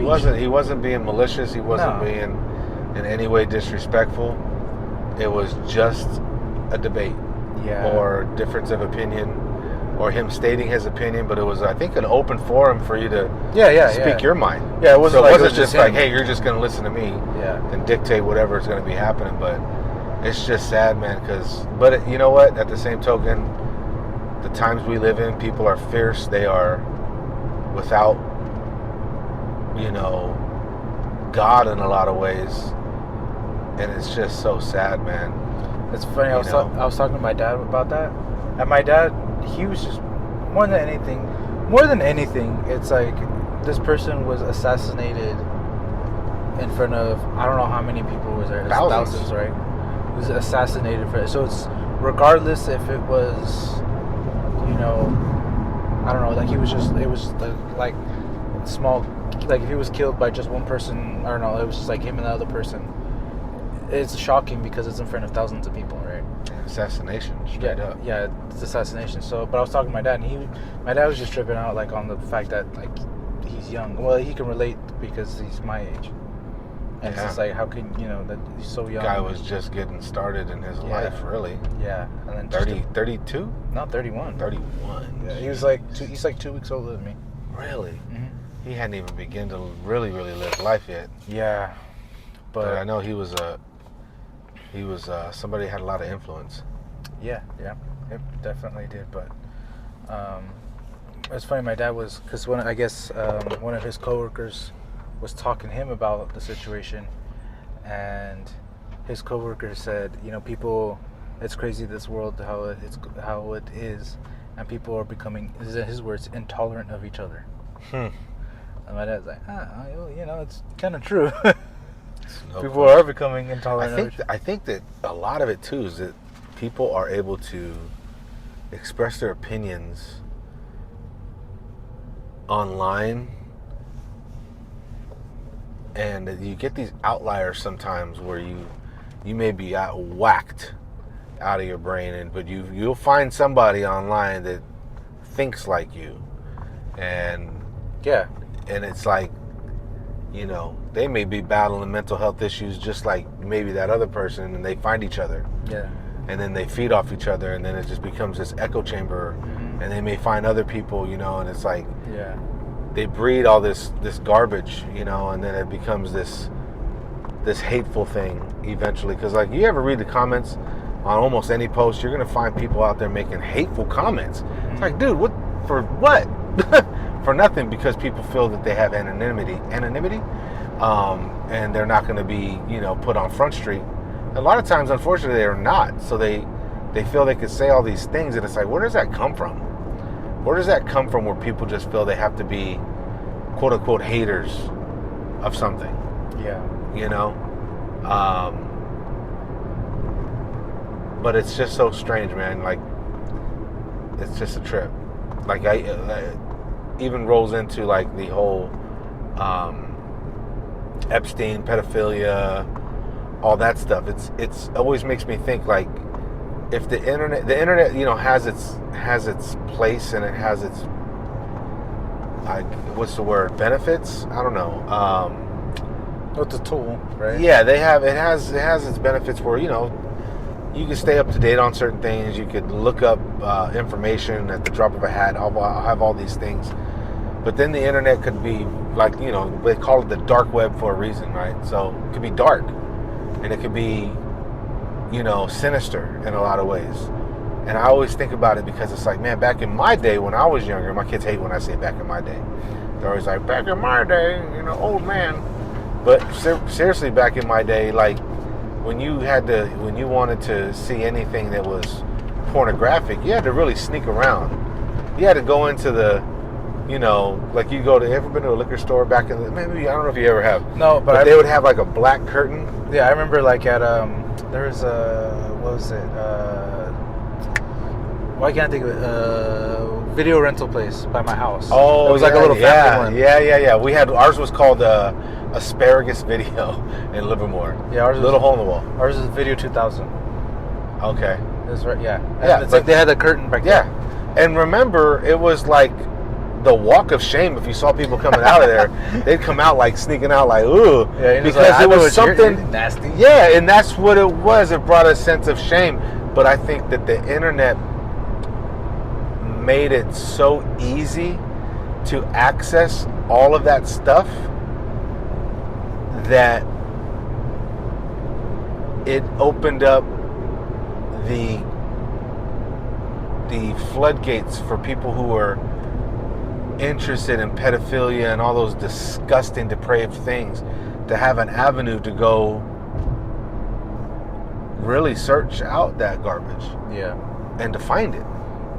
And it's like, I like those predator shows that they have on, like YouTube, or, To Catch a Predator type stuff, where they'll track people down, or they'll pose as teenagers online.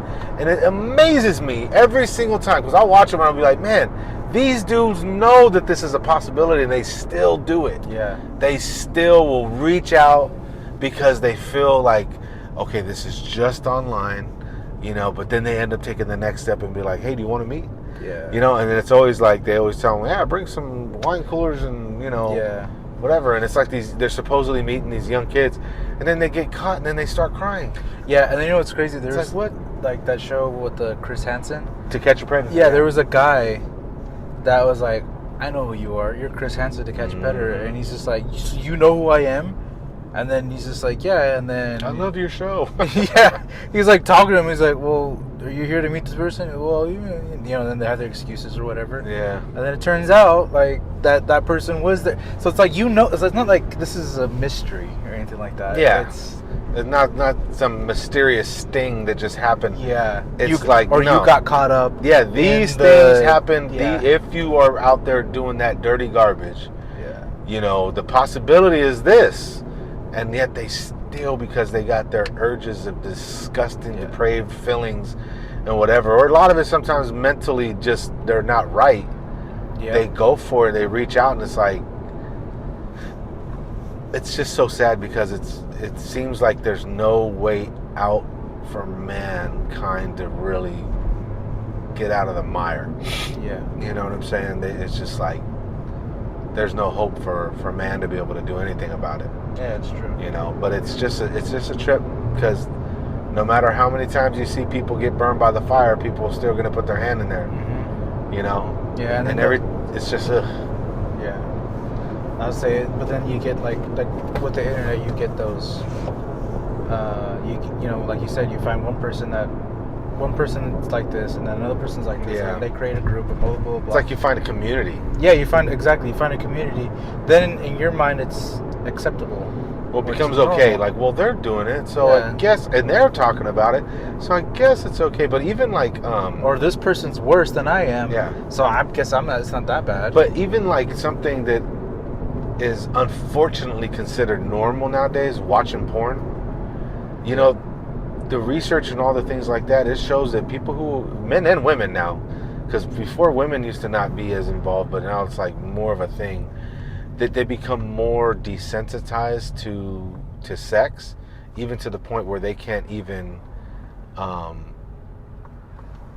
reach any, you know, climax actually doing the act. yeah. Which is crazy, because they've been so desensitized by watching all that pornography that they feel they have to take it to the next level or do something extreme for them to even enjoy that part of it. Mm-hmm. You know, it's just the psychological damage that's done by watching that stuff, that you're just thinking, oh, well, everybody does, right?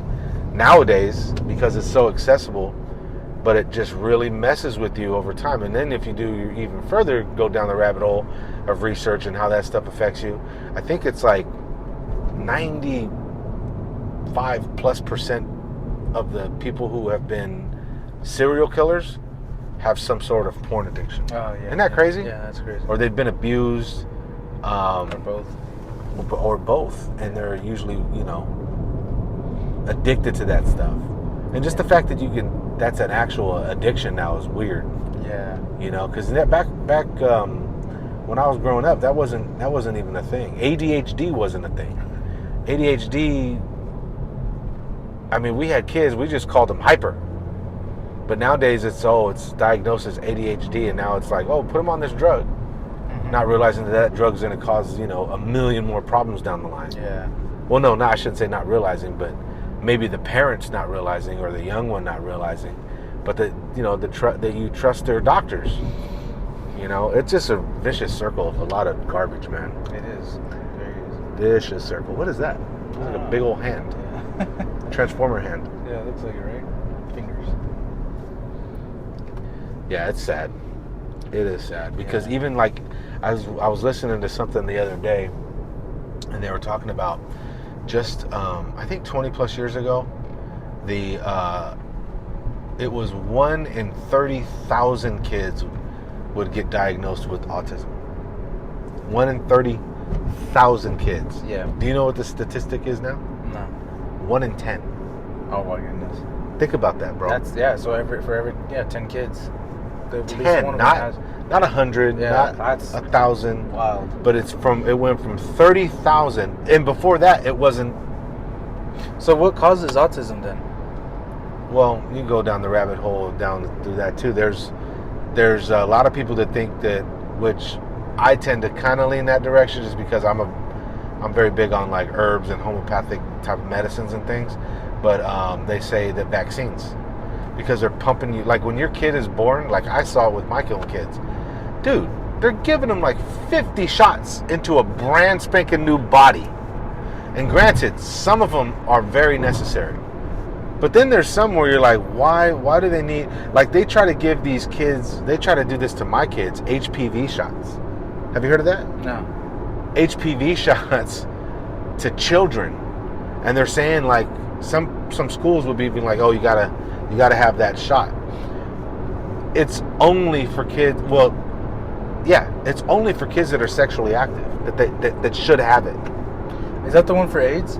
No, it's for I can't remember exactly, but it is for kids that are sexually active. That's, and it's, but a 6-year-old or a 5-year-old, dude, and they're giving it to these kids, and they're saying that's where not that particular one, but all the quote unquote vaccines, they can be overloading your child, and it can mess them up, and then they end up having autism of some sort. Yeah, okay. I've also heard, I don't know how true it is, but I've heard that Tylenol too. Like when the mother's pregnant, like if they're taking Tylenol, I know they're not supposed to take Advil for sure. But you can take Tylenol, but that's what I heard. Like like Tylenol can cause autism. Really? Like while you're pregnant, taking it. Yeah. So for me, I just remember when my kids were being shot up with everything, I just thought like, why? And mind you, bro, so my youngest is 17, so 17 years ago I was thinking that, right? They do even more now. Yeah. Even more from just 17 years ago. Yeah. Fortunately, none of my kids have autism or any learning disorders. Fortunately, but I mean, it kind of makes sense. Yeah. You know what I'm saying? Yeah. Because if you really look at a lot of the vaccines and everything that they give you, it's like some of the stuff is just like, okay, I don't know, you don't really need all of that stuff. Because there's people that live in so many different parts of the world that don't have it, and they're not falling over dying. Yeah. Even C-sections are higher than they've ever been, but they're saying that even that type of trauma that's happening to the body, the baby feels everything the mom is feeling. Yeah. Those types of things could trigger that stuff too. I just heard that. I'm like, my mind is being blown. And these are people that are or were in the medical field, because they'll tell you, what it comes down to is that, the unfortunate thing is the hospitals, a lot of the doctors, they're all paid by the pharmaceutical companies, to push this stuff. And then a lot of times they're educated by the pharmaceutical companies. So all they know is all the good stuff, not the side effects or the things that could happen. Yeah. Because why would the pharmaceutical companies tell you about all of that stuff? And even if you watch the commercials on TV, may cause death, anal leakage, whatever. It's like, that's insane. Okay. Yeah, I'm going to trade this one thing off for 50 other things? Okay. I remember years ago you had said, like, I think you were talking to somebody that was just there. Yeah. And you said, like, have you ever watched a commercial for, like, this medicine? It's, like, supposed to help this, but then it's, like, all these different side effects are added to it. Yeah. And then it's just, like, and then death. Maybe even death. Yeah. I'm like, what? And then ever since then, every time I hear or I see a commercial for you'll start medicine, to notice it. I'm like, what are the side effects? And then the other thing is suicidal thoughts. Yeah. And all this other stuff. And this is supposed to be an antidepressant. Yeah. It's like, what? Wait, what? Yeah. But then it's like we're one of 2 countries in the world that advertise drugs like that on television. Yeah. Who else advertises? Huh? Do you know who else advertises? Yeah, it's New Zealand. Really? Yeah, they're the only 2. And you're like, why? And then you look at it, and we're the United States anyway, is like got the highest rate of cancer, obesity, diabetes, all these things. And it's like, well, if you have all these drugs combating all of that, why are the United States the highest in all of it? Yeah. Dude, don't get me started. Because then it starts to get into food and the plastics and the preservatives and all that other garbage. Yeah. It's just such a... But it correlates with what the Bible says as far as pestilence. I never thought it was going to be that. I thought the pestilence was going to come from something else. I don't know. I just didn't think food. Yeah. You know? Yeah, you thought there'd be a lack of food. I thought maybe a lack of that, but not like coming from your actual doctors and food. Yeah. Food is killing you. You know what I mean? Yeah. It's like, dang. You know what's crazy is, when was the last time you got a flu shot? Never. I think I got one in my whole life, and that was maybe probably 12, 15 years ago. And did you get sick that year? I got the worst ever. Yeah. And it was, I think, yeah. So yeah, it was definitely 10 or 15 years ago. No, more than that. 12 or 15 years ago. Yeah. Because I remember we all decided we're going to go get a flu shot. I don't even think we had Jada. And we took the girls down, me and Celeste, and we were all sick that season, worse than we had ever been sick. And still, to this day. Now, I don't know if that caused it or that weakened us or did whatever, but it definitely did something. Yeah. Where I was like, I'm never doing that again. Yeah, I think the last time I got a flu shot was maybe 6th or 7th grade. 6 maybe. Oh, really? I think I needed to get shots for going into middle school. Yeah. And then I definitely didn't get shots going into high school. I know that for a fact. But I did not. That was the last time I maybe got a flu shot.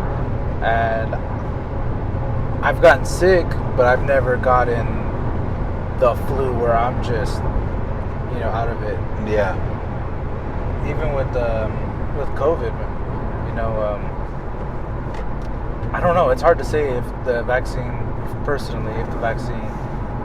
made it easier to get over COVID or go through COVID. No, it didn't. Or if it was the same. I think by now, at least, because I got my shot when it first came out, 2020? It was like end of 2020? Or was it? I thought it was 2021. I don't know. Or beginning of 2021? I don't know. Yeah, probably around there. Oh, you know what it was? I remember. Oh, no, you're right. You're right. We were still in San Jose when we got ours. Yeah? Yep. Okay. So it was definitely 2020. Okay, so... Something that should take like 5+ years to develop. Yeah.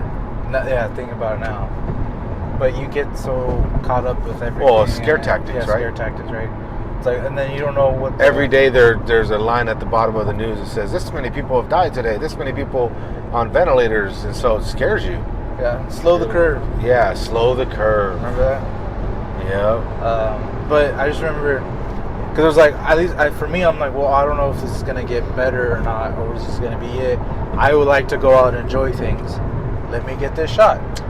So I can go out and do stuff. Yeah. Honestly, if I have not got a shot since then. But Me I don't neither. think it, I've gotten, I think it's, no, I've gotten, obviously I've got, Oh, yeah, COVID. you just had I just had it. But I was going to say, I don't think You it's got in it my as system bad? anymore, like the vaccine. And I don't think, you did the fact you had COVID before you had this last one, right? yes. That's the best that you can get. Actually having it gives you more antibodies than any vaccine ever could. Yeah, and that's what I was going to say. I don't think that the vaccine really did No, anything it at this didn't. point. It's been proven that it hasn't Yeah. and cannot. Because if that was the case, there was still nobody would be getting sick from it. Yeah. Because a vaccine is supposed to prevent you from getting it. Yeah. It's stupid. Yeah. It's stupid. But it's, a lot of propaganda, a lot of money was made. A lot of people gotten hurt. There's higher cases of myocarditis than ever, heart problems, even with my friend passing away, and another, people, just these heart issues have popped up like crazy. Yeah. And it's like, golly, man, Yeah. I think my dad I think he was saying he thinks it's from that too, that his last heart attack that he had. Yeah. There's, who but knows? again, it goes back to pestilence, Yep. right? That's a form of that. Yeah. And it's, it sucks because my girls are in the medical industry and they have to get vaccinated Yeah. every year. And I just worry about that constantly. because there's different cancers and different things that come up now that have never been this high of rate From all that garbage. from that specifically. Yeah. And it worries me a lot. Yeah, definitely. You know, it's just, it worries me. But it's the life we got to live right now. Mm-hmm. You know. But so Cardi B, huh? Cardi B. Cardi B pregnant. Pregalicious. Alive. Yeah, she's. When you get a chance, look up what she looks like right now. All right. And then I wonder if you probably could do like a side-by-side view Oh, for sure. of when she first came out versus what she looks like. And like, granted, when she first came out, I think she had like a gap tooth, and that's not a big deal. That's like, yeah, people are gonna fix their teeth and all that. But her face, man, like she just looks like not anything. I don't know. It's like a doll. Like I said, she looks like a doll. Oh my goodness. It's crazy. It's funny. Odalis was cause she was watching the VMAs the other day. I can't watch those anymore. I don't like to watch it either, but of course, you know, she wants to watch it. Whatever. Yeah. But it was on, and I guess Mariah Carey got the Vanguard for, I don't know, whatever it was. She did Or it. being a legend who lip syncs now. Yeah, but it was crazy, dude. She came out. Uh-huh. She was lit. Oh yeah. Oh, dude, Good for her. She was gone. Oh really? She came out and she was just like, she was so stiff singing, and then She performed like yeah, that? she had to perform. Yeah, yeah, she came out. She was like super stiff, Okay. singing, and then she comes out, and then people were helping her. They had to like Really? put her to the next mark or whatever. Okay. And then Adele was just like, "This sucks. Like she did a horrible job." And then she ended up showing me. She's like, "You have to watch when Beyonce did it, right?" And like I don't know, Beyonce like, did what? She did a Vanguard performance like 10 years ago, whatever. Oh, before she was weird? Yeah. Okay. And so she showed me, right? And it's funny, in the audience, they panned to the Kardashians. Completely different than what they look like now. Oh, which is a trip. yeah.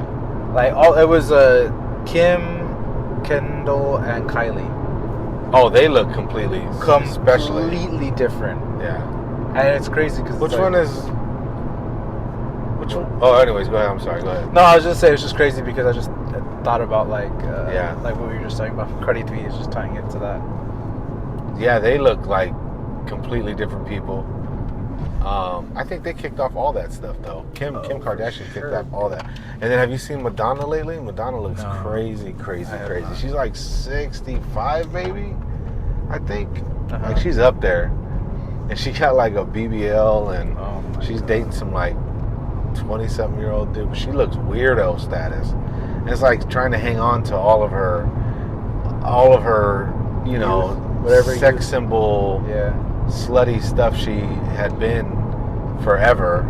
But it's like, man, just be old. I don't get it. I don't get it. I don't know what's wrong with vanity, bro. Vanity.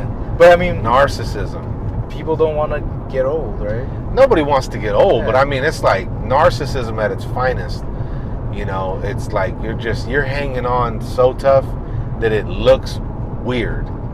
Like I'm all for doing, you know, not for me, not for men, but for women, they want to do their little tweaks and do that. Hey, do it. Yeah. But when you start looking like a weirdo, it's like, yeah, maybe you should stop. Yeah. You know what I mean? Yeah, maybe you're not, you know, not maybe, but you're not 20 no more. No, once you're past 20, you're never going to be that again. Let it be. Be the best version of whoever you are now. Exactly. And enjoy it and embrace it, because you're walking around looking like a weirdo. And even like Beyonce, I saw her in some commercial. I think it was like some jeans commercial. She looks weird, man. Her body looks strange. Like so Celeste was like, did she get a BBL? And I go, it looks like she did, like diaper butt. You know what I mean? Like she, you know, and she just became weirder and weirder over the last like 5+ years, where it's like they hold her at such high esteem that she's become weird. Yeah. You know?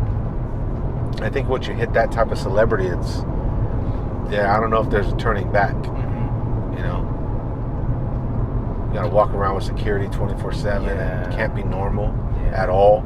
There's got to be no fun in that. No, there's definitely not. I mean, could you imagine like when Michael Jackson was alive, he had to dress up, like he had to dress up in disguise. I saw a video today actually with the Chris Tucker. He was talking about he went to the movie theaters with Michael Jackson, but Michael Jackson can't go in through the front because he's too famous. Yeah. And so he has to go in through the back, and he was wearing like a ninja costume to completely disguise his identity. And Chris Tucker of course made a joke out of it. He's like, I get there and I'm sitting there and he's just like, hey Michael, or hey Chris, and he's just like, what the heck? But yeah, it's kind of sad. It's like you can't enjoy life, you know. Yeah, there can't be any joy in that. No. I personally think that's part of the reason why Bad Bunny went to this concert back in Puerto To Rico. reconnect with his roots or something? Well, I think because he felt like the fame was getting too much to him. He was getting a lot of anxiety, and then plus he wanted to, you know, bring money into Puerto Rico to help out Puerto Rico because they don't get very much support from the U.S. From us? Yep, from us. I'm not trying to support him. Yeah, that could be the case. Yeah.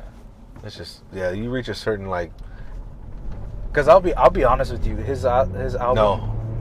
Lie. That's the best policy. I'm gonna lie. That looks really good on you. Yeah, you're so cute. You're so handsome. That'd be a jerk. Tell somebody that. I'm gonna lie. I'm That gonna looks lie to you amazing right on now. you. Ready? You look so thin. Aw.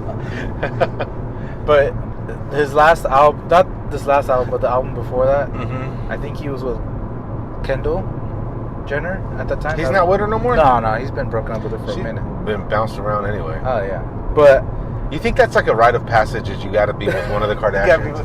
it might be. You I'm know, who serious. knows? Honestly, Like I if would. you want to go to the next level, you got to be. Yeah, that's the you have to go through one of them. Ugh. Who knows, man? People are all messed up. Yeah. But the album that he made when he was with her, and this is just my opinion, was not good. It just was not his sound. And then when he came out with this last album, Yeah, that's really good. This last one's super good. Yeah. I really like it. Yeah. It's kind of rooted in the Latin sound, which I like. Yeah, it's really good. That's But- cool. So you want to end it? No, I never. We're gonna take it on. I'll go my way. You go your way. You go this way, I go that way. Yeah, you go this way. I go that way. Yeah, we can end it. Well, this has been the first episode Yep. of drunk driving. Drunk driving. Yeah. So hopefully you enjoyed it. We don't have a name. Yeah, not yet. Who knows how this is going to be edited or if it'll ever be seen, but hopefully you enjoyed drunk Yes. driving with Evan and Andrew. And Torres. DT. And no. Enips, Be Jenkins. yourself. Be yourself. Yeah, if you're not first, you are last. Yeah. Just Well, hell, Bobby. There's second, third, fourth, even fifth. anyways, signing off. Peace out. Stay black.